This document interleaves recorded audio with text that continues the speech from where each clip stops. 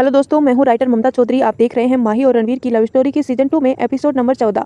I hope आपको series पसंद आए। अगर पसंद आए तो वीडियो को लाइक करें, कमेंट करें और चैनल पर नए हैं तो सब्सक्राइब करके बेल आइकन जरूर प्रेस करें ताकि जब भी मैं वीडियो डालूं आपको तुरंत नोटिफिकेशन मिले। इससे पहले कि प्रीत उसकी बात समझ पाती वो गाड़ी प्रीत के बहुत करीब आ गई। गाड़ी को अपने इतने करीब देखकर प्रीत के पैरों तो वहीं के वहीं जम ही गई। कुछ पल तो उसे समझ ही नहीं आया कि वो क्या करे और क्या ना करे। इससे पहले कि वो गाड़ी प्रीत को छू भी पाती उससे पहले ही माहिर ने प्रीत की बाह पकड़कर उसे अपने पास खींच लिया और उसे कसकर अपनी बाहों में भर लिया। प्रीत जो डर से बुरी तरह से कांप रही थी उसने माहिर को कसकर पकड़ लिया और डर से अपना चेहरा माहिर के सीने में छिपा लिया।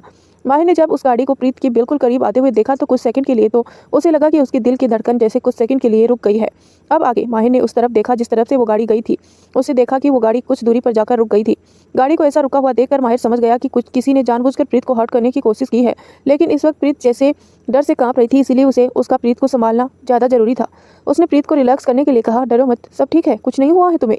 प्रीत ने अपना चेहरा उठाकर माहिर की तरफ देखा और कहा, अगर तुम नहीं होते तो मैं तो उस गाड़ी के नीचे आ जाती ना। माहिर ने एक नज़र फिर से उस गाड़ी की तरफ देखा। वो गाड़ी उसकी आंखों के सामने से ही वहां से निकल गई। माहिर को उस गाड़ी का पर थोड़ा डाउट भी हो रहा था क्योंकि यह एक एक्सीडेंट नहीं बल्कि जानबूझकर प्रीत को हर्ट करने की कोशिश की गई थी। माहिर ने प्रीत का हाथ पकड़ा और उसे गाड़ी के पास लाया और फिर उसे गाड़ी की फ्रंट सीट पर बैठा दिया। प्रीत अभी भी बहुत ज़्यादा डरी हुई लग रही थी। माहिर ने उसके चेहरे को अपनी हथेलियों में थामते हुए कहा, डरो मत, सब ठीक है। माहिर की बात सुनकर प्रीत ने धीरे से अपना सिर हाँ में हिलाया तो माहिर ने गाड़ी का डोर बंद किया और थोड़ी दूसरी तरफ जाकर किसी को कॉल किया। वहीं प्रीत तो गाड़ी में बैठी हुई यही सोचे जा रही थी कि अगर वक्त पर माहिर ने उसे नहीं बचाया होता तो उसका क्या होता, क्योंकि वो गाड़ी बहुत स्पीड से उसकी तरफ आ रही थी। दूसरा दिन माही को ओटी में ले जाने की सारी तैयारियां हो गई थी। इस वक्त माही और रणवीर दोनों ही रूम में अकेले थे। माही ने रणवीर का हाथ थामा हुआ था और रणवीर के कंधे पर अपना सिर टिकाए रखा हुआ था। रणवीर अपने एक हाथ से माही के बालों को सहला रहा था। माही ने ऐसे ही उसके कंधे पर अपना सिर टिकाए हुए कहा, रणवीर तुम परेशान मत होना, कान्हा जी सब सही करेंगे, पता नहीं। माही ऐसे कहकर रणवीर को तसल्ली दे रही थी या फिर खुद को। फिर कुछ देर चुप रहने के बाद माही ने कहा, रणवीर मैं तुमसे एक बात कहूँ। रणवीर ने ऐसे ही उसका सिर सहलाते हुए कहा, बोलो माही। तो माही ने अपना सिर उठाकर रणवीर की तरफ देखा और उसकी आंखों में देखते हुए कहा, रणवीर मैंने तुमसे बहुत प्यार किया है, बहुत ही ज़्यादा। रणवीर ने भी माही की आंखों में देखते हुए कहा, जानता हूँ माही भी कि तुम मुझे बहुत प्यार करती हो। माही थोड़ी इमोशनल हो गई थी, इसीलिए उसने अपनी नज़रें झुकाते हुए यही कहा, रणवीर तो फिर मुझसे एक वादा करो कि अगर मुझे कुछ भी हो जाए तो प्लीज़ तुम खुद को संभालोगे, खुद को टूटने नहीं दोगे। माही का ये कहना था कि रणवीर ने अपना हाथ माही के हाथों से छुड़ाया और उसकी चिन पकड़कर उसका चेहरा ऊपर करते हुए कहा, मैंने तुम्हें कहा ना कि तुम ऐसी नेगेटिव बातें नहीं सोचोगी। माही को रणवीर की चिंता हो रही थी क्योंकि वो जानती थी कि माही रणवीर के लिए क्या मायने रखती है। उसे डर था कि अगर ये सर्जरी सक्सेस नहीं हुई तो कहीं रणवीर माही की जाने के गम में टूट ना जाए। उसने एक बार फिर रणवीर का हाथ पकड़ लिया और अपनी नम आंखों से देखते हुए कहा, प्लीज़ रणवीर वादा करो ना। देखो अगर तुम मुझे एक बार बोल दोगे तो मैं तसल्ली से जा पाऊंगी ना। मेरा मतलब है कि अपनी सर्जरी कराने। फिर स्माइल करते हुए बोली, तुम ये मत समझना कि मैं ऊपर जाने की तैयारी कर रही हूँ। रणवीर ने उसे घूर कर देखते हुए कहा, ठीक है, तुम्हें ऊपर जाने की इतनी जल्दी हो रही है ना, अब तुम ऐसे करके दिखाओ, फिर मैं तुम्हारे जाने के बाद कम से कम 8-10 गर्लफ्रेंड पटाऊंगा। और क्योंकि फिर तुम मैं आज़ाद हो जाऊंगा ना। रणवीर का यह कहना था कि माही जो कुछ देर पहले तक इमोशनल हो रही थी अब वो अपनी बोही सिकुड़ते हुए बोली, ऐसा करके तो दिखाओ, और कहीं नहीं जाने वाली मैं। हाँ, चुपचाप मेरा ओटी के बाहर वेट करना, बिल्कुल ठीक होकर बाहर आऊँगी। कहकर माही ने अपना हाथ बांधकर मुंह फुला लिया। तो रणवीर ने उसके फूले हुए गालों को पिंच करते हुए कहा, अब आई ना लाइन पर, तब से तुमने इमोशनल सीन क्रिएट किया हुआ है। अब अगर तुम्हारा जरा भी विचार बन गया रहा होना कि तुम ऊपर निकलने का, तो ये सोच लेना तुम्हारा हस्बैंड को ओटी के बाहर तुम्हारा वेट कर रहा है ना। वो देर नहीं लगाएगा गर्लफ्रेंड पटाने में, क्योंकि तुम भी जानती हो आज भी कितनी लड़कियां हैं जो मुझ पर मरती हैं। वो तो मैं हूँ जो तुम्हारे लिए इतना लॉयल हूँ कि उनकी तरफ देखता तक नहीं। रणवीर के ऐसे छेड़ने से माही अब गुस्से से रणवीर के सीने पर मारते हुए बोली, रणवीर मुझे गुस्सा मत दिलाओ वरना मैं तुम्हारी हालत ख़राब कर दूंगी। रणवीर ने हंसते हुए माही के दोनों हाथों को पकड़ लिया और उसे अपने करीब लाते हुए कहा, ना तुम कहीं जाने वाली हो और ना ही मैं किसी और की तरफ देखने वाला हूँ, इसीलिए रिलैक्स हो जाओ और जल्दी से ओटी में जाकर अपने दिमाग का स्क्रू टाइट करवा कर आओ। माही मुंह बनाते हुए रणवीर के सीने पर मार रही थी और अपना चेहरा रणवीर के सीने में ही छुपाए हुए कहा, रणवीर मुझे परेशान करना बंद करो। रणवीर ने भी हंसते हुए उसे कसकर अपनी बाहों में भर लिया। कुछ देर में माही को ओटी में ले जाया गया। पूरी कपूर फैमिली ओटी के बाहर ही वेट कर रही थी। सभी के चेहरे पर इस वक्त काफ़ी परेशानी नजर आ रही थी। वहीं रणवीर बेचैनी से इधर उधर चहलकदम कर रहा था। भले ही वो माही के सामने खुद को नॉर्मल दिखाने की कोशिश कर रहा था, लेकिन वही जानता था कि उसका दिल इस वक्त कितना ज़्यादा बेचैन है। माही को ओटी में गए हुए 3 घंटे का वक्त बीत चुका था। अभी तक माही की कोई भी खबर उसके सामने नहीं आई थी। थककर रणवीर दीवार के सहारे ही टिक कर खड़ा हो गया। उसने अपने हाथ बांधे हुए ही थे और अपना एक हाथ बाल पर टिकाए हुए था और अपना सिर दीवार पर पीछे की तरफ टिकाकर अपनी आंख बंद की हुई थी। उसके चेहरे पर इस वक्त थकान के साथ साथ परेशानी भी नजर आ रही थी। वहीं अनीता जी बेंच पर बैठी हुई माला फेरते हुए भगवान का नाम लिए जा रही थी। तभी ओटी का डोर ओपन हुआ। सभी की नजरें दरवाजे की तरफ चली गई। डॉक्टर ओटी से बाहर आए। उसने फेस की एक्सप्रेशन काफ़ी सीरियस नजर आ रही थी। रणवीर ने जल्दी से डॉक्टर के पास आकर पूछा, doctor what happen, is this surgery successful?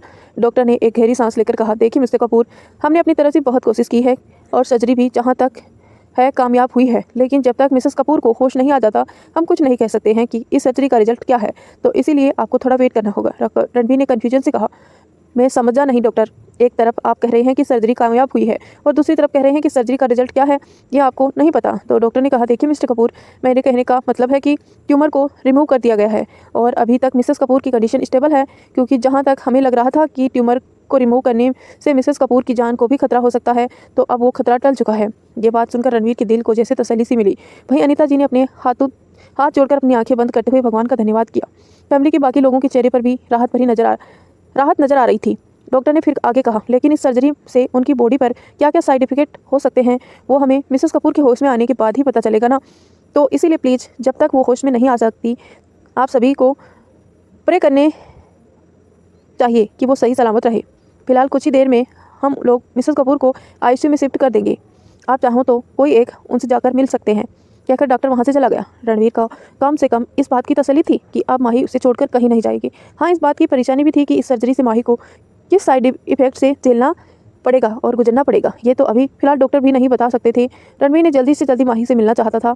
उसका मन माही को देखने के लिए बेचैन हो रहा था। कुछ ही देर में नर्स ने आकर कहा, मैम को आईसीयू में शिफ्ट कर दिया गया है, आप चाहो तो उसे मिल सकते हो, कहकर नर्स वहाँ से चली गई। अनीता जी ने कहा, रणवीर पहले तुम जाओ, मुझे पता है बेटा तुम बहुत ज़्यादा परेशान हो उसके लिए।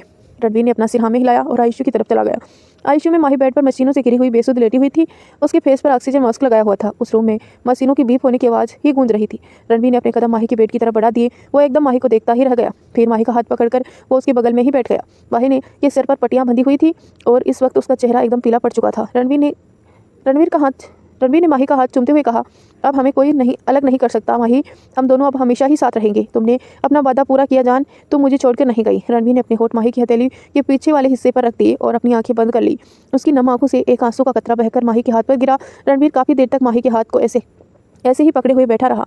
रणवीर माही को वहाँ से छोड़कर नहीं जाना चाहता था, तब तक तो बिल्कुल भी नहीं जब तक कि माही को होश नहीं आ जाता। तो दोस्तों, आप जल्दी से स्टोरी को लाइक करें और कमेंट करके ज़रूर बताना कि आपको कहानी अच्छी लग रही है या नहीं।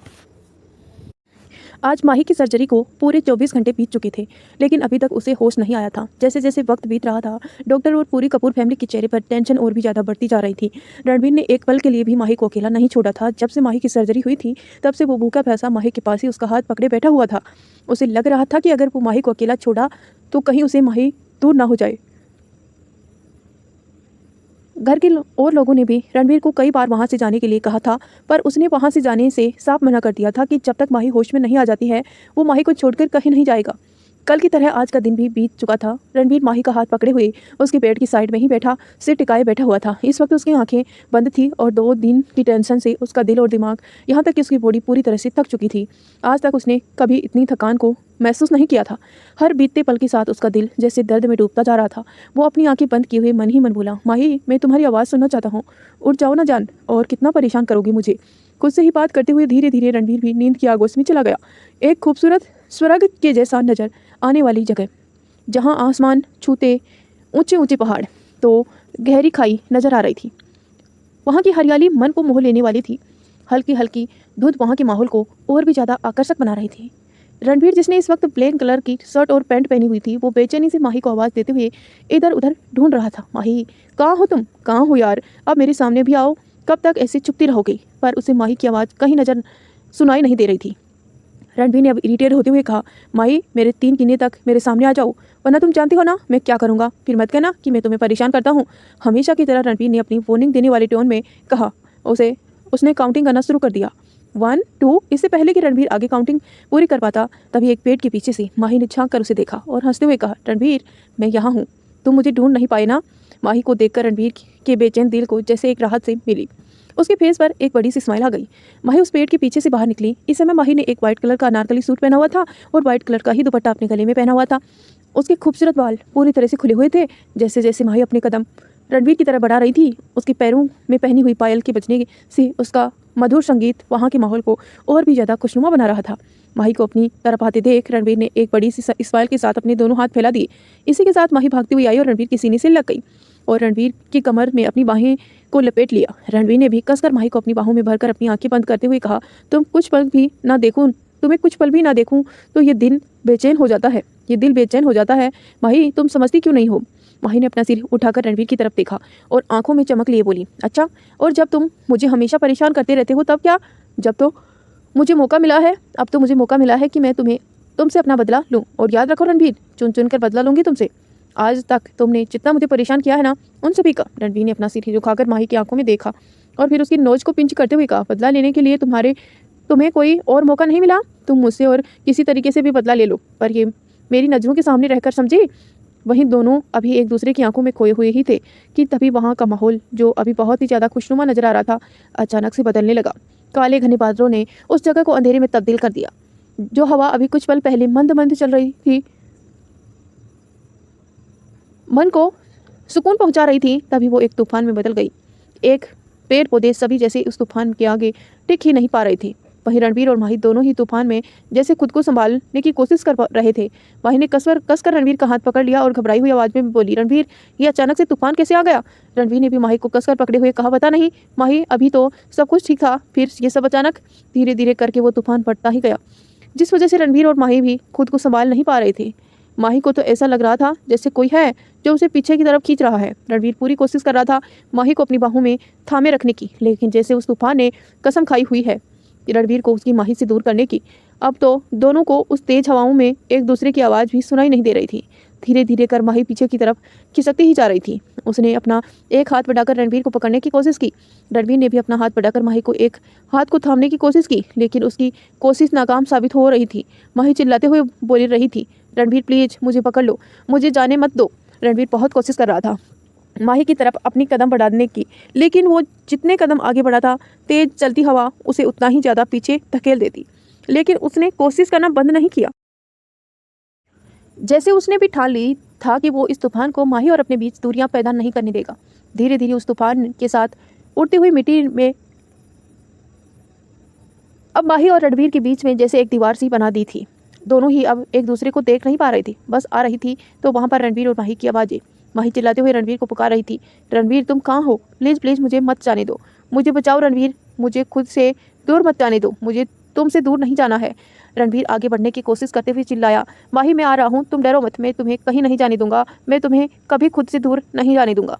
पर धीरे धीरे माही की आवाज़ ऐसे महसूस हो रही थी जैसे वो बहुत ही ज़्यादा दूर चली गई हो। उसकी आवाज़ धीरे धीरे कम होती जा रही थी, पूरी तरह से बंद हो गई थी। इसी के साथ वहाँ का तूफान जैसे एक पल में ही गायब हो गया। जहाँ कुछ पल पहले तक काले घने बादल छाए हुए थे, वहाँ का मौसम पहले की तरह खुशनुमा हो गया था। लेकिन उसे खुशनुमा मौसम कहने के बजाय एक उदासी भरा मौसम कहना ज़्यादा सही होगा, क्योंकि रणवीर को बेचैन नज़रों अभी भी माही को सब जगह ढूंढ रही थी। वो पागलों की तरह रणवीर को हर जगह ढूंढते हुए आवाज़ दे रहा था, माही कहाँ हो तुम? प्लीज़ मेरे सामने आओ, तुम ऐसे मुझे छोड़कर नहीं जा सकती। माही प्लीज़ अपनी रणवीर को ऐसे अकेला छोड़कर मत जाओ।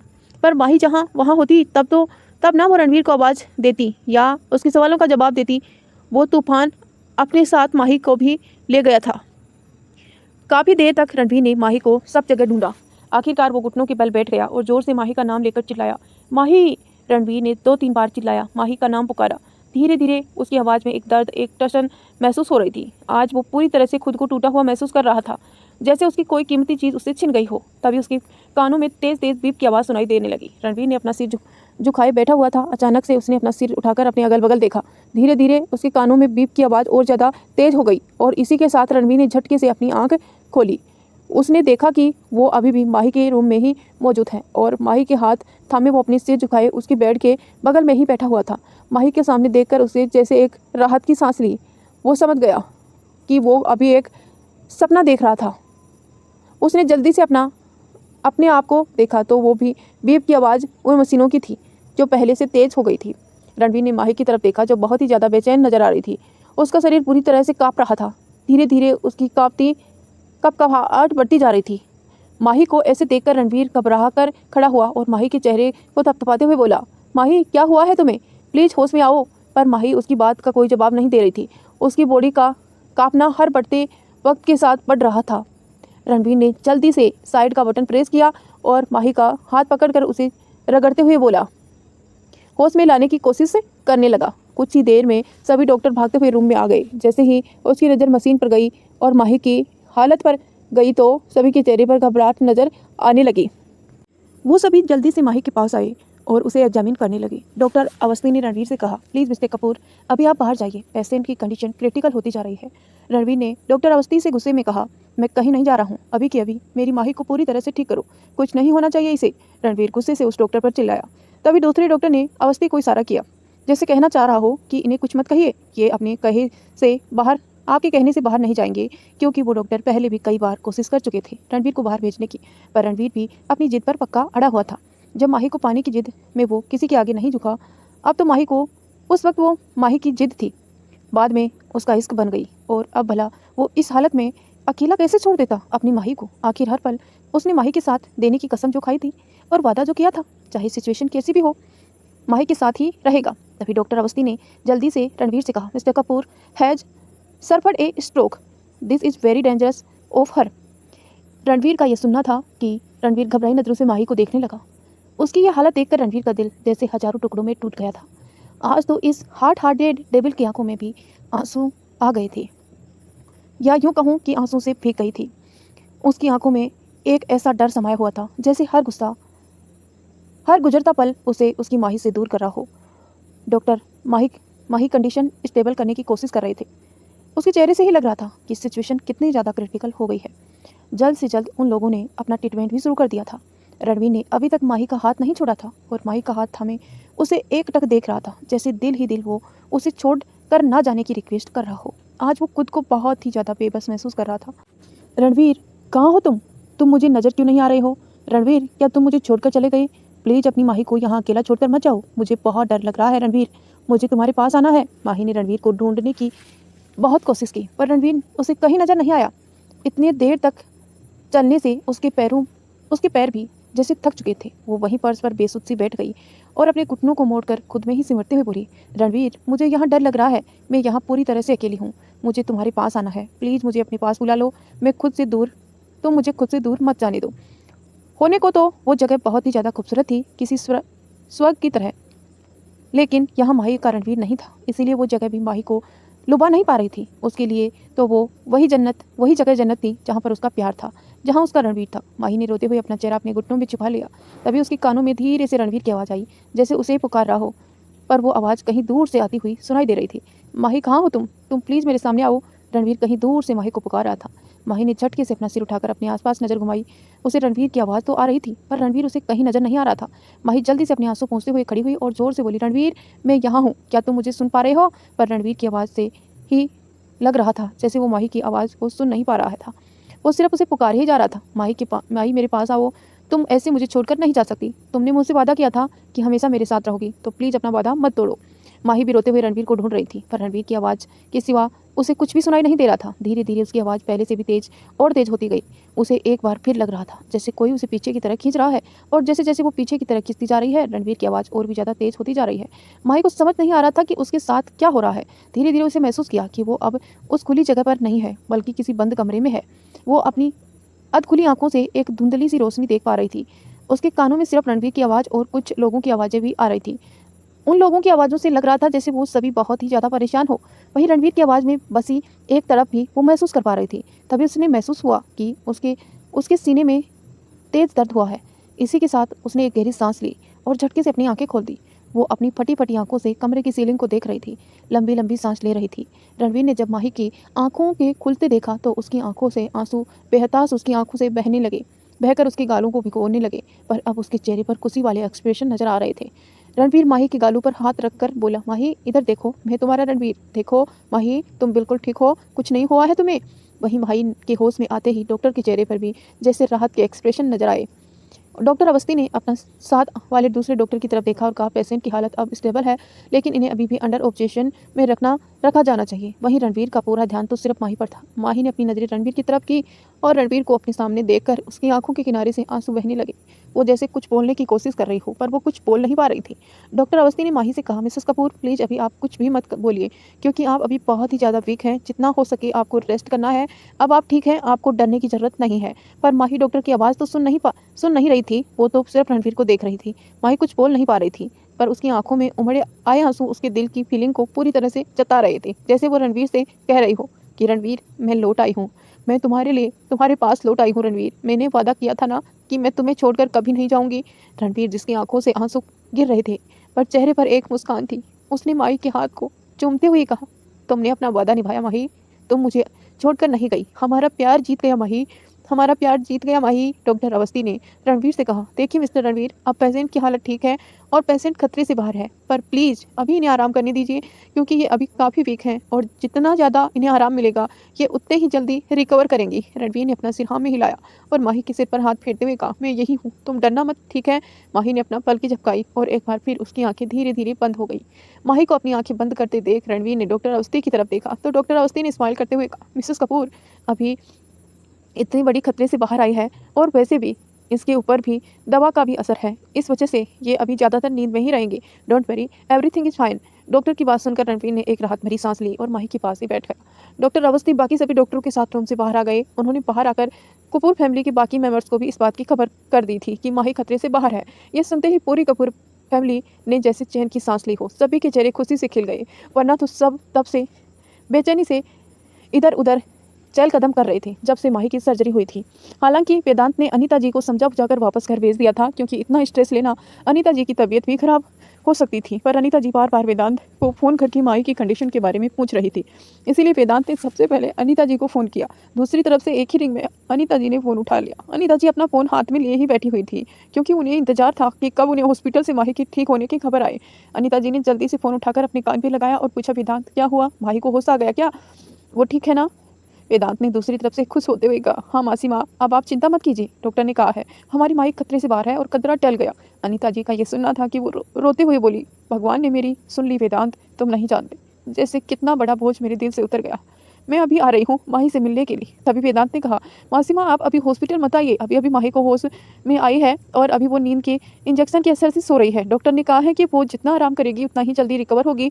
जैसे ही माही को अच्छी तरह से होश आ जाता है मैं आप खुद लेकर लेने आऊँगा, ठीक है। अनीता जी ने कहा, ठीक है वेदांत, अब मैं जल्दी से जाकर मंदिर में माही के नाम का प्रसाद चढ़ा कर आती हूँ, कहकर अनीता जी ने फ़ोन डिस्कनेक्ट कर दिया। प्रिया जो अनीता जी के पास ही बैठी हुई, वो अनीता जी की बातें उसे समझ गई कि अब उसकी दोस्त खतरे से बाहर है। वो अनीता जी के गले लगे हुए बोली, मासी माँ, मैंने कहा था ना कि हमारी माही हमें छोड़कर कहीं नहीं जाएगी। वो हम सबसे बहुत प्यार करती है, तो भला वो हमारी आंखों से में आंसू देकर जा ही नहीं सकती। अनीता जी ने मुस्कुराते हुए कहा, हाँ प्रिया, तुम सही कह रही हो। अच्छा तुम भी मेरे साथ चलो मंदिर के लिए। मैं अभी माही के नाम का प्रसाद चढ़ा कर आती हूँ, ताकि हमारी माही जल्द से ठीक होकर वापस घर आए। प्रिया ने भी हाँ में सिर हिलाया और अनीता जी को सहारा देकर उसके रूम से बाहर ले आई। अनीता जी स्ट्रेस की वजह से खुद भी बीमार होने लगी थी और उसमें अभी खड़े होने की हिम्मत भी नहीं थी। लेकिन तब से उन्होंने माही के ठीक होने की खबर सुनी, उनके पैरों में जैसे जान सी आ गई। 10 दिन बाद हॉस्पिटल में माही बेड के एड्रेस से टेक लगाए हुए उसकी आंखें बंद किए हुए बैठी थी। इस वक्त उसने लाइट अनारकली का प्लाजो सूट पहना हुआ था और उसके बालों की एक ढीली ढीली सी चोटी बनाई हुई थी। उसके सिर पर अभी भी पट्टियां बंधी हुई थी। आज उसे हॉस्पिटल से डिस्चार्ज मिल गया था। नर्स ने कुछ देर पहले ही उसके कपड़े चेंज करवाए थे। माही तो कब से बेचैन थी वापस अपने घर जाने के लिए। वो रणवीर के आने का इंतजार कर रही थी कि तभी रूम का डोर ओपन हुआ और रणवीर ने अंदर आते हुए कहा, माही तुम तैयार हो। माही ने अपनी आंखें खोलकर रणवीर की तरफ देखा और मुस्कुराते हुए बोली, रणवीर हम घर कब जा रहे हैं? तुमने तो कल कहा था कि हम सुबह जल्दी चले जाएंगे और अब देखो दोपहर होने को आई है। रणवीर माही के पास आकर बैठ गया और बोला, मैं तो कब से तुम्हें घर ले जाने के लिए बेचैन हूँ, पर ये डॉक्टर है ना, बस इन्हें दुनिया भर के टेस्ट करवाने होते हैं। दरअसल ये तुम्हें अच्छे से एग्जामिन करके तसल्ली करना चाहते हैं कि तुम डिस्चार्ज कर देना चाहिए या नहीं। पर मैंने भी इन्हें साफ बोल दिया है, अब आगे कुछ भी एग्जामिन करना हो तो घर आकर करें। मेरी माही और ज़्यादा दिन हॉस्पिटल में नहीं रहेगी। कहकर रणवीर ने माही को अपनी गोद में उठा लिया तो माही ने अपनी बाहें रणवीर के गले में लपेटते हुए कहा, रणवीर या घर में कोई और नहीं आया? तो रणवीर ने कहा, नहीं, घर पर भी सब तुम्हारा इंतजार कर रहे हैं, चलो। कहकर रणवीर माही को गोद में उठा ही रूम से बाहर निकल गया।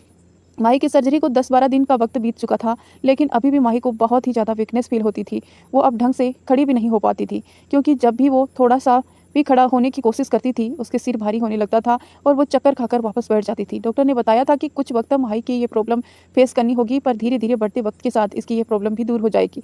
पिछले 10-12 दिनों से रणवीर भी घर नहीं गया था, वो माही के साथ ही था। उसने माही को एक पल के लिए भी अकेला नहीं छोड़ा था। आखिर उसने माही से वादा जो किया था कि वो हर वक्त हर पल उसकी हिम्मत बनकर उसके साथ रहेगा। कुछ ही देर में उसकी गाड़ी कपूर मेंशन के सामने आकर रुकी। रणवीर ने अपनी साइड का डोर ओपन किया और दूसरी साइड का डोर ओपन कर संभाल कर माही को वापस अपनी गोद में उठा लिया और अपने कदम मेंशन की तरफ बढ़ा दिए। माही ने रणवीर के गले में अपनी बाहें डालकर उसके सीने पर सर रखकर अपनी आंखें बंद कर ली। रणवीर जब मेंशन के मेन एंट्रेंस तक पहुंचा ही था तो माही ने धीरे से अपनी आंखें खोली कर अपने घर को देखा। उस मेंशन को देखकर माही की आंखें भर आई, क्योंकि अब माही अपना ट्रीटमेंट करवाने के लिए इस मेंशन से बाहर गई थी। तब उसे ऐसा लग रहा था जैसे वो कभी लौटकर इस घर में नहीं आएगी, जैसे वो हमेशा के लिए इस घर से जा रही थी। लेकिन आज जब इतने दिनों बाद वो ठीक होकर इस घर में वापस आई तो उसके दिल में हजार तरह की इमोशन उमड़ आए थे, जिसे वो कंट्रोल नहीं कर पाई। रणवीर ने अपना सिर झुकाकर माही के चेहरे की तरफ देखा और उसकी आंखों से आंसू देख पूछा, क्या हुआ, क्या तुम यहाँ नहीं आना चाहती थी? तो माही ने अपनी भीगी पलकें उठाकर रणवीर की तरफ देखा और रोंदे गले से बोली, ये कैसी बातें कर रहे हो? तुम्हें पता है मैं तो कब से इंतजार कर रही थी यहाँ वापस आने का। तो फिर रणवीर ने दोबारा अपनी भौहें सिकुड़ते हुए पूछा, फिर तुम रो क्यों रहे हो? तो माही ने कहा, तुम नहीं समझ सकते रणवीर, जब मैं यहाँ से जा रही थी ना तो मुझे लगा था कि मैं जिंदा तो यहाँ लौटकर नहीं आने वाली। तब मुझे ऐसा लग रहा था कि मैं आखिर बार अपने घर को देख रही हूँ, पर ये तुम्हारा प्यार था रणवीर, जो मुझे फिर से मौका मिला अपने घर में लौटने का। रणवीर ने माही को थोड़ा डांटते हुए कहा, आइंदा जाने से पहले मैं तुम्हें एक बात अच्छे से समझा देता हूँ माही, की दोबारा तुम ऐसी नेगेटिव बातें बिल्कुल नहीं करोगी। हमारी ज़िंदगी में एक तूफान आया था जो अब बीत चुका है। अब हम सिर्फ अपनी आने वाली ज़िंदगी की बातें ही करेंगे। हम सिर्फ अपनी आने वाली ज़िंदगी की बातें ही करेंगे। Got it? तो दोस्तों, इसी के लिए एक लाइक तो बनता है कि उन दोनों का प्यार एक बार वापस सही सलामत अपने घर पर पहुँच चुका है। इस स्टोरी के लिए एक लाइक तो बनता है, और अगर आप चैनल पर नए हैं तो प्लीज़ सब्सक्राइब करके नोटिफिकेशन भी ऑन कर लीजिए। रणवीर माही को गोद में लिए ही हॉल में आया तो माही ने आसपास सभी को ढूंढा, पर उसे वहाँ कोई भी नजर नहीं आया। हॉल में काफ़ी अंधेरा नजर आ रहा था, बस हल्की सी रोशनी ही वहाँ नजर आ रही थी, जिस वजह से माही अच्छी तरह से देख नहीं पा रही थी। उसने रणवीर से पूछा, रणवीर सब लोग कहाँ हैं और ये अंधेरा क्यों किया हुआ है? क्या सभी लोग कहीं बाहर गए हुए हैं? रणवीर उसे सोफे पर लाकर बैठाते हुए बोला, हाँ सभी लोग बाहर पार्टी करने गए हैं। तो माही ने थोड़ा उदास होते हुए कहा, मुझे तो लगा था कि सब मेरा वेलकम करेंगे और यहाँ तो कोई भी नहीं मिला। कहते हुए माही थोड़ी उदास हो गई। तभी अनीता जी की आवाज़ माही के कानों में पड़ी, जो अपने रूम से निकलते हुए कह रही थी, रणवीर मेरी बेटी को परेशान करना बंद करो। इसी के साथ माही ने अपनी नज़र उठाकर अनीता जी की तरफ देखा और तभी वहाँ पर पूरा हॉल रोशनी से जगमगा उठा। माही तो अपनी आंखें बड़ी किए हुए उस हॉल को डेकोरेशन देख रही थी। उस पूरे हॉल की को बहुत ही खूबसूरती से सजाया हुआ था। तभी उसका पूरा परिवार, जिसके चेहरे इसी समय खुशी से चमक रहे थे, सभी ने माही को घेरते हुए कहा, वेलकम होम माही। सबको देखकर माही की आंखों में आंसू छलक गए, पर उसके चेहरे पर बस प्यारी सी मुस्कान थी। हीर, माहिर, फिरांस तीनों ने जाकर जल्दी से माही को टाइट हक किया और कहा, मॉम आपने ऐसा सोचा भी कैसे कि हम आपका वेलकम नहीं करेंगे? अरे हम तो बेसब्री से आपके लौटने का इंतज़ार कर रहे थे, बल्कि हम तो आपको लेने के लिए भी हॉस्पिटल आने वाले थे, पर डैड ने ही मना कर दिया। रणवीर ने सोफे पर बैठते हुए कहा, अगर मैं मना नहीं करता तो माही को यह सरप्राइज़ कैसे मिलता?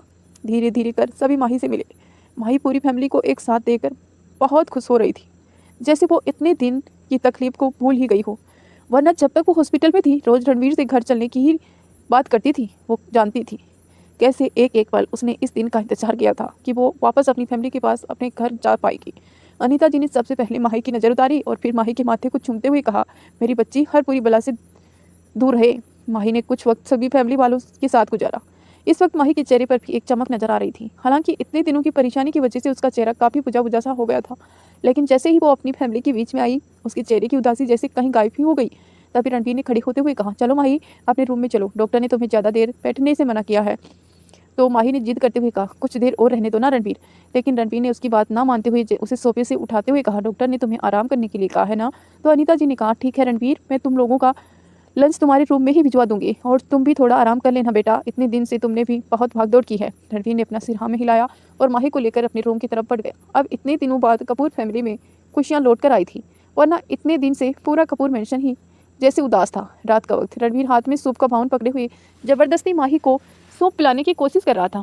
वही माही मुंह बनाए बार बार उस सूप को पीने से मना कर रही थी। रणवीर, मुझे ये नहीं पीना, कितने दिनों से यही फीका टेस्टलेस सूप पी रही हूँ। अब तो मुझे कुछ टेस्टी सा खाना है। रणवीर ने माही को समझाते हुए कहा, माही कुछ वक्त से तुम्हें ऐसे ही खाना खाना है, याद है ना डॉक्टर ने क्या कहा था? फिर तुम्हें जल्दी से ठीक भी होना है ना कि नहीं? ये सुनते ही माही मुंह बनाते हुए थोड़ी सी उदास हो गई और फिर सौंफ पीने लगी। वाकई में बहुत वक्त से माही का मन कर रहा था कि वह चटपटा सा कुछ खाए। तभी उसके रूम का डोर ओपन हुआ और हीर अपने हाथ में एक ट्रे पकड़े हुए अंदर आई। दोनों की नज़र हीर पर गई। हीर ने ट्रे को बगल में रखते हुए कहा, मॉम आप चिंता मत कीजिए, आपकी ये बेटी है ना, आपके लिए टेस्टी सा कुछ बनाकर लाई है, आप जल्दी से खाइए और बताइए कि कैसा बना है। कहकर हीर ने प्लेट माही के हाथ में पकड़ा दी। प्लेट में चटपटी भेलपूरी देखकर माही की आंखें खुशी से चमक गई। वहीं रणवीर ने हीर को घूरते हुए कहा, हीर क्या तुम्हें पता नहीं है तुम्हारी मोम को ऐसा खाना नहीं खाना है, फिर तुम ये क्यों लेकर आई? कहकर रणवीर ने जैसे ही माही के हाथ से प्लेट लेनी चाहिए, माही ने जल्दी से प्लेट को पीछे करते हुए कहा, अब तुम भी ज़्यादा डॉक्टर मत बनो रणवीर, मेरी बेटी मेरे लिए कुछ बनाकर लाई है तो मुझे खाने दो ना। हीर ने भी रणवीर को समझाते हुए कहा, डैड प्लीज़ आज खाने दो ना, फिर कल से पक्का मैं ऐसा कुछ नहीं बनाऊंगी। फिर रणवीर ने अपना सिर नामे हिलाया और कहा, तुम दोनों माँ बेटी एक जैसी हो। फिर रणवीर ने माही की तरफ देखते हुए कहा, ये आखिरी बार है जो मैं तुम्हारी बात मान रहा हूँ, लेकिन आगे से तुम वही खाओगी जो मैं तुम्हें खाने के लिए कहूँगा, समझी? कहकर रणवीर ने वहां से उठकर बाहर चला गया। रणवीर के जाते देख माही ने मुंह बनाते हुए रणवीर की एक्टिंग करते हुए कहा, आगे से तुम वही खाओगी जो मैं तुम्हें खाने को कहूँगा। भला वो भी कोई खाना है? माही को इस तरह से मुंह बनाते देख हीर जोर से हंसने लगी। वो हंसते हुए माही के पास बैठ गई और फिर माही के हाथ पकड़कर बोली, मॉम मुझे बहुत अच्छा लग रहा है आपको फिर से पहले की तरह देखकर। सच में मॉम मैंने आपको बहुत मिस किया, आप हमेशा ऐसे ही खुश रहना। माही ने प्लेट को साइड में रखा और हीर को अपने गले से लगाते हुए कहा, मेरा बच्चा मैंने तुम्हें बहुत परेशान कर दिया ना? तो हीर ने माही के गले से लगते हुए कहा, मॉम परेशान तो आप हुई है ना, और आपको ऐसे परेशान देखकर हमें अच्छा नहीं लगता था, पर अब हम उन पुरानी बातों को याद नहीं करेंगे क्योंकि मुझे मेरी मोम वापस मिल गई है। तभी हीर को कुछ याद आया और वो जल्दी से खड़े होते हुए बोली, हे भगवान मैं बाद में आती हूँ, अभी मुझे कोई ज़रूरी काम याद आ गया। कहकर हीर बिना माही की बात सुने ही वहाँ से चली गई। माही ने उसे जाते हुए देखा और कहा, इस लड़की को पता नहीं जल्दी किस बात की रहती है। खैर छोड़ो, माही अपना पूरा फोकस अपनी टेस्टी भेलपूरी खाने पर लगा। फिर तो माही मज़े से उस भेलपूरी को एंजॉय करने लगी क्योंकि इतने दिन बाद उसे अपना फेवरेट खाने का जो मिला है। रणवीर बालकनी में खड़ा हुआ किसी से फ़ोन पर बात कर रहा था। इस समय उसके चेहरे पर थोड़े सख्त एक्सप्रेशन थे। उसने सामने वाले से कहा, उस तक ये खबर पहुंचा देना कि रणवीर रॉय कपूर वापस आ गया है, इसीलिए अपनी हद में रहे, वरना हद पार करना मैं बहुत अच्छे से जानता हूँ।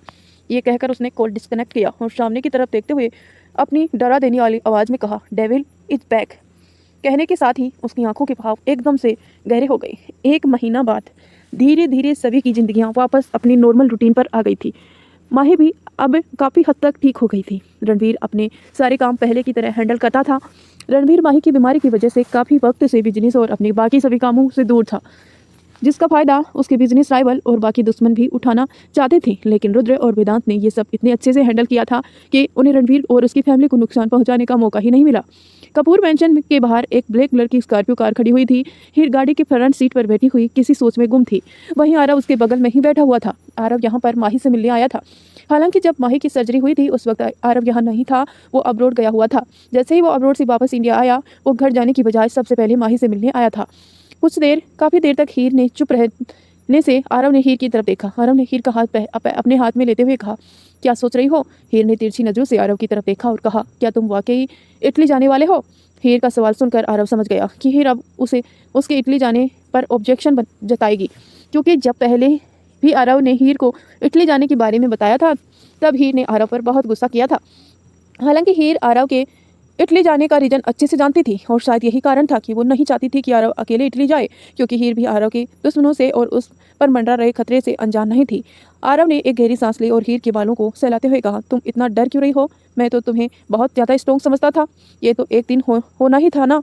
आरव की बात सुनकर हीर ने अपना सिर आरव के कंधे पर टिका लिया और कहा, यह बात तुम्हारी है आरव, किसी और की नहीं, और तुम भी जानते हो और मैं भी जानती हूँ कि वहाँ तुम्हारे लिए कितना खतरा है। आरव ने मुस्कुराते हुए कहा, तुम मुझसे बहुत प्यार करती हो ना हीर, इसीलिए तुम्हें लगता है कि मैं उन खतरों का सामना नहीं कर पाऊंगा। तो तुम शायद भूल रही हो हीर कि मैंने बचपन से ही इन सभी चीज़ों को अच्छे से ट्रेनिंग ली हुई है। और फिर रणवीर अंकल है ना मेरी हेल्प करने के लिए, चिंता मत करो, मुझे कुछ नहीं होगा और जल्द ही मैं वहाँ का काम खत्म करके वापस लौटूंगा।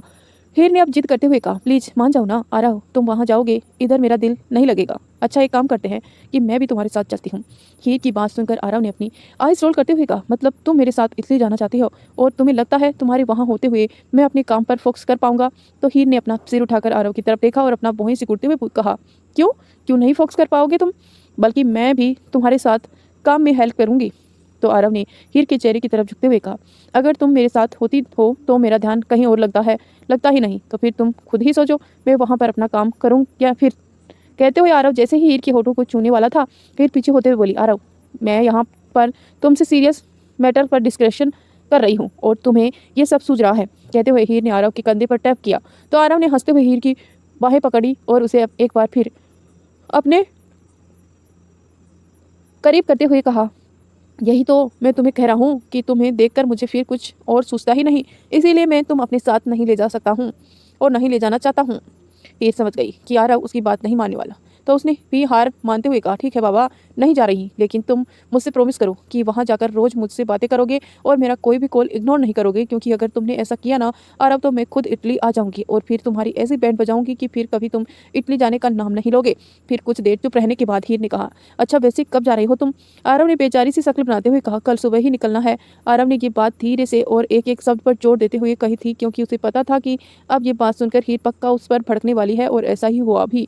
आरव की बात सुनकर हीर ने गुस्से से उसे देखा और उसे मारते हुए बोली, और तुम ये बात मुझे अभी बता रहे हो? हीर की मार से बचने के लिए आरव ने उसके दोनों हाथों को कसकर पकड़ा और उसे अपने करीब करते हुए कहा, अगर तुम्हें पहले बता देता ना हीर, तो तुम अपना ये इमोशनल अत्याचार बहुत पहले से शुरू कर देती, इसीलिए मैंने तुम्हें ऐन वक्त पर बताया ना ही सही समझा। तो मैं सोच रहा हूँ कि वैसे ही मैं कल जा ही रहा हूँ, तो क्यों ना आज रात हम लोग डिनर पर कहीं बाहर चले। हीर किस खतरे की बात कर रही थी और क्यों जाना है आरव को इटली में?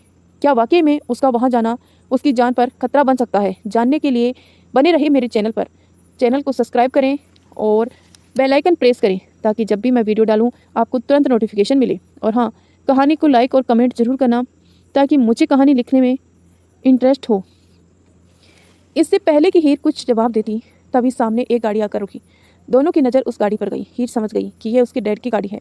हीर जल्दी से आरव से दूर होते हुए बोली, डैड आ गए, अब वो मुझे नहीं जाने देंगे। तो आरव ने एक बार फिर हीर को पकड़ते हुए कहा, तुम तो ऐसे डर रही हो जैसे तुम्हारे डैड को हमारे बारे में कुछ पता नहीं है। तुम यहीं रुको, मैं अभी जाकर रणवीर अंकल से पूछ कर आता हूँ। इससे पहले कि हीर आरव को रोक पाती, आरव अपनी साइड का डोर ओपन कर बाहर चला गया। हीर ने अपना माथा पीटते हुए कहा, यह आरव भी ना कुछ ज़्यादा ही डेयरिंग बनता है, इसका कुछ नहीं हो सकता। रणवीर जो अभी अपनी गाड़ी का डोर ओपन कर बाहर आया था और मेंशन की तरफ जा ही रहा था, जब उसने आरव को अपनी तरफ आते देखा तो उसके कदम रुक गए। आरव रणवीर के सामने जाकर खड़ा हो गया और स्माइल करते हुए बोला, गुड इवनिंग अंकल। तो रणवीर ने पूछा, आरव तुम यहाँ पर?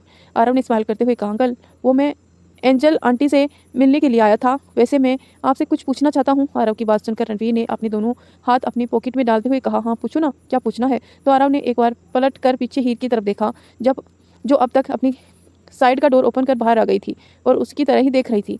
रणवीर ने भी आरव की नज़रों का पीछा किया तो उसे भी आरव की गाड़ी के पास हीर खड़ी हुई नजर आई, जो थोड़ी सी डरी हुई नज़रों से कभी आरव को तो कभी रणवीर को देख रही थी। रणवीर ने एक बार फिर से आरव से पूछा, हाँ तुम कुछ कह रहे थे ना, बोलो।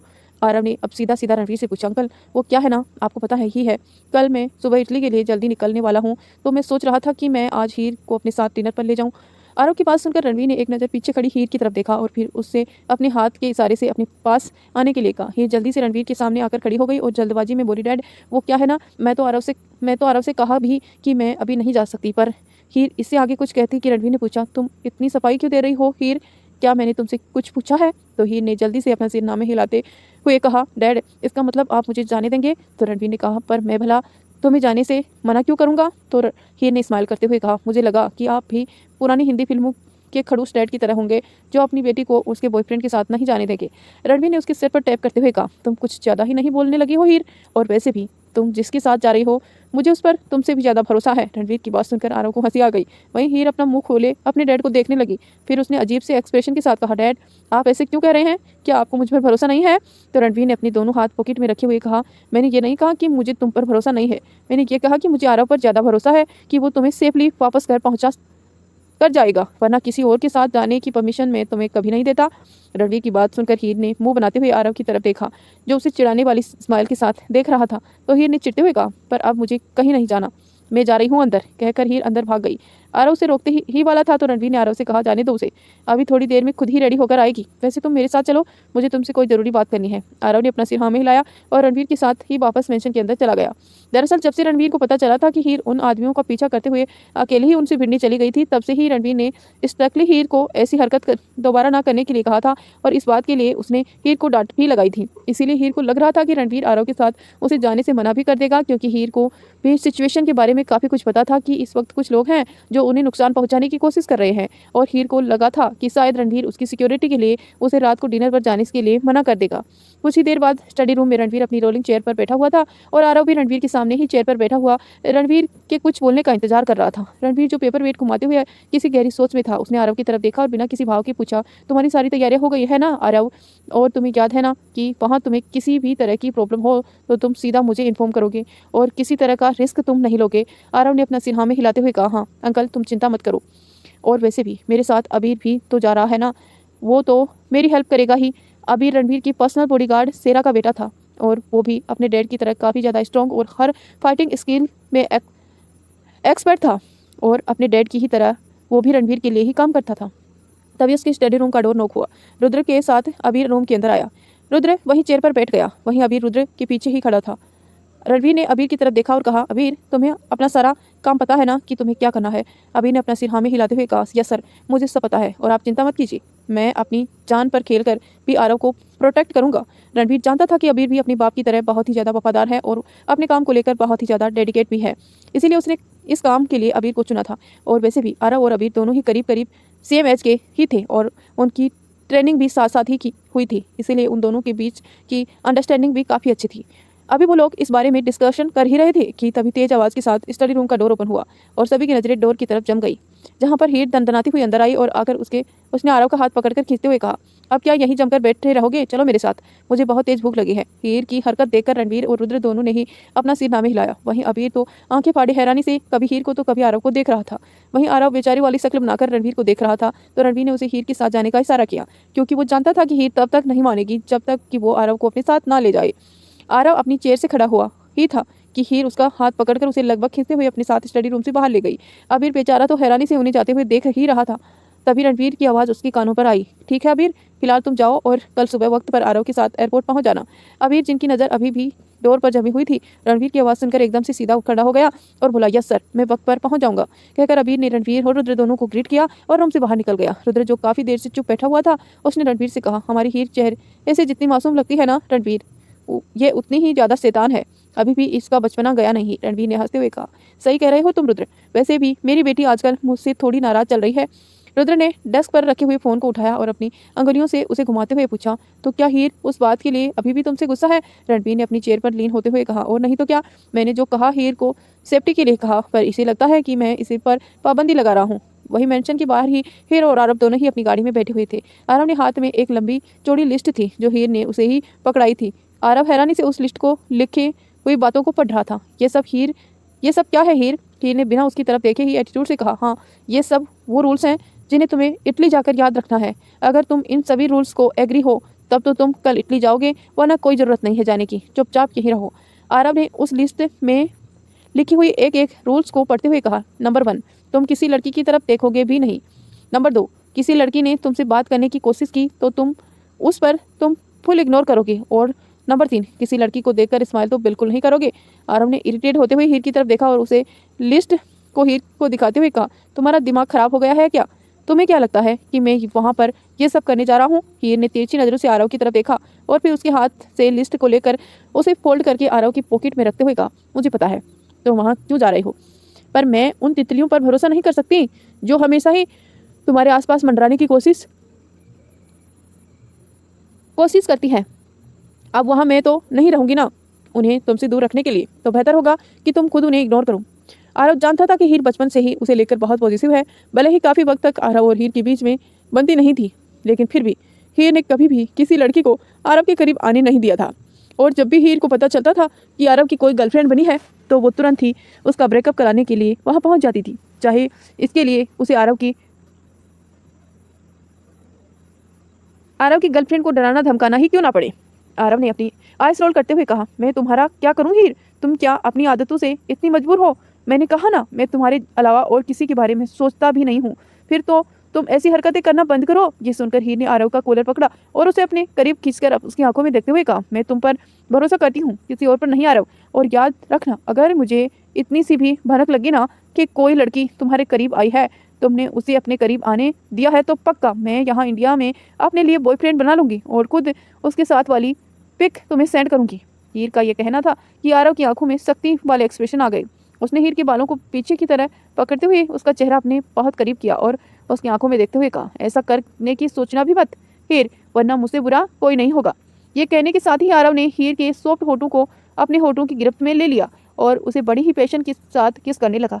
आरव के ऐसा करते ही हीर ने अपनी आंखें बंद कर ली। वो आरव की किस करने के तरीके से समझ ही गई थी कि आरव किस के जरिए उसे जता रहा है कि हीर के करीब सिर्फ वही आ सकता है और कोई नहीं आ सकता। और ये महसूस करते ही हीर के होठों पर अपने आप ही एक प्यारी सी स्माइल आ गई। उसके बाद आरव हीर से दूर हुआ और हीर की आंखों में देखते हुए कहा, मेरा इंतजार करना, मैं जल्द ही तुम्हारे पास लौट कर आऊँगा।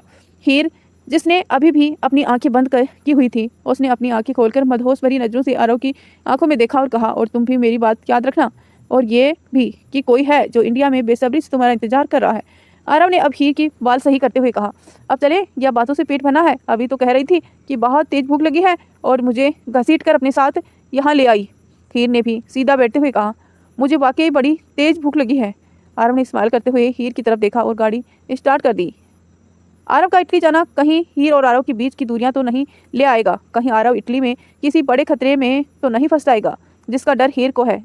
जानने के लिए देखते रहे स्वीट एंजल की प्यारी सी स्टोरी, माही और रणवीर की लव स्टोरी सीजन 2 में एपिसोड नंबर 14। आई होप आपको सीरीज़ पसंद आ रही होगी। अगर पसंद आ रही है तो प्लीज़ दोस्तों लाइक ज़रूर करें, और चैनल पर नए हैं तो प्लीज़ सब्सक्राइब करके नोटिफिकेशन ऑन कर लें, ताकि जब भी मैं वीडियो डालूं आपको तुरंत नोटिफिकेशन मिले। माहिर अपने रूम में पंचिंग बैग पर पंच करते हुए फ़ोन पर ब्लूटूथ के जरिए किसी से बात कर रहा था।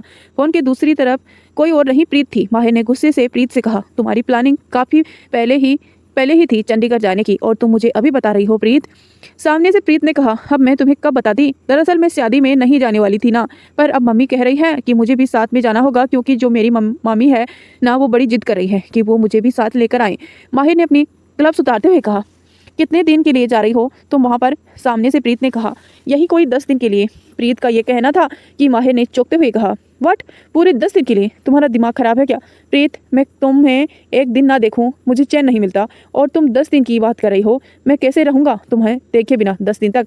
प्रीत ने अपनी मजबूरी जताते हुए कहा, तो मैं भी तो क्या करूँ माहिर, अब मम्मी मुझे ज़बरदस्ती ले जा रही है। वैसे मन तो मेरा भी नहीं है जाने का, अब मैं उन्हें ज़्यादा मना तो नहीं कर सकती ना। माहिर ने अपनी ग्लव्स बेड पर फेंकते हुए कहा, मैं तुमसे मिलकर बात करता हूँ।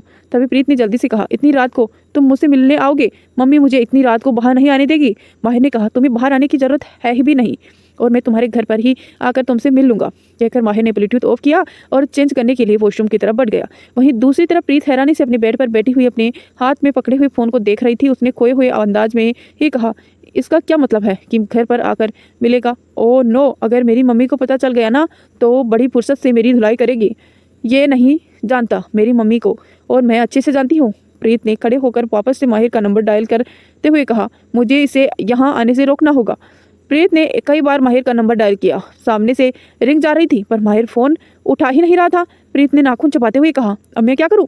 अगर ये सच में घर पर आ गया तो? नहीं, अब मुझे ही कुछ करना होगा। कहकर प्रीत जल्दी से अपने फ़ोन लेकर नीचे की तरफ भागी। प्रीत करीब 1 घंटे तक नीचे हॉल में ही माहिर के आने का इंतजार कर रही थी। इंतजार क्या कर रही थी, वो तो मन ही मन भगवान से प्रे कर रही थी कि माहिर यहाँ पर ना आए। तो दोस्तों, इसी के साथ इस कहानी को यहीं एंड करते हैं। आप बने रहिए चैनल के साथ, चैनल को सब्सक्राइब करें और वीडियो को लाइक कर कमेंट जरूर करके बताना कि आपको स्टोरी कैसी लगी। धन्यवाद दोस्तों, यहाँ तक बने रहने के लिए। मिलते हैं नेक्स्ट पार्ट में। स्वस्थ रहिए, मस्त रहिए और मेरी कहानियों को एंजॉय करते रहिए। लाइक शेयर सब्सक्राइब जरूर करना। धन्यवाद।